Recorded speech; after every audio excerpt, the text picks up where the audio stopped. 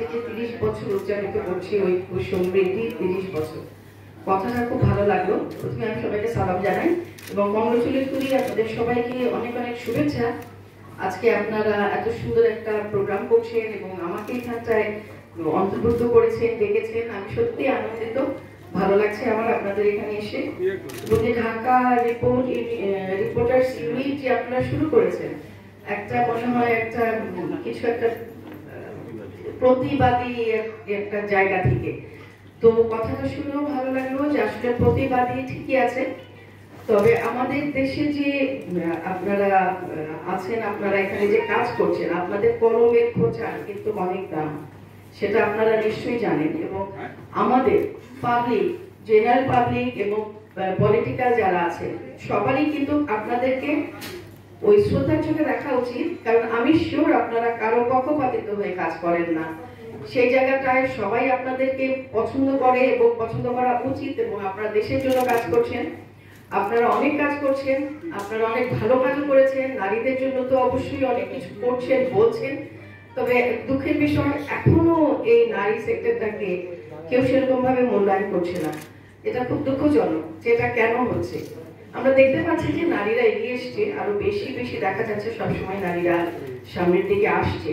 তো তারপরেও এই নারীদেরকে কেন এভাবে এখনো সেভাবে আপনারা দেখছেন না, সেটা খুব দুঃখের বিষয়, খুব কষ্টের জায়গা যে এখনো কেন এটা হবে। কারণ আমরা সবাই এখন ধরতে গেলে শিক্ষিত, জানি, আমরা অনেকে বেশিরভাগই আমরা কিন্তু বিদেশের সাথেও আমাদের চলাচল আছে, যাওয়া আসা আছে। তো সেখানে তো আমাদের বোঝা উচিত, আর নারী তো আমাদের ঘরে, আমাদের মা নারী, আমাদের সংসার চালাকে। একবার চিন্তা করেন তো যে একদিন যদি প্রত্যেকটা নারী রান্না করা বন্ধ করে দেয়, ঘরে কাজ করা বন্ধ করে দেয়, তখন কি হবে? তো সেটা আপনাদের বুঝতে হবে যে নারী সমাজটাকে আপনাদেরকে আরো তুলে ধরতে হবে, আরো নারীদেরকে নিয়ে আপনাদেরকে কথা বলতে হবে, এবং আমাদের দেশে শান্তি আসুক। আপনারা কাজ করছেন, আপনারা অনেক জায়গায় এফেক্টেড হচ্ছেন, আপনারা জুলাইয়ের তো আপনারা অনেকেই এফেক্টেড হয়েছে, গুলি খেয়েছেন, তারপরেও আপনারা থেমে থাকেননি, সেটা একটা বড় ব্যাপার। এবং আপনাদের জন্য আমার অনেক অনেক দোয়া রইল।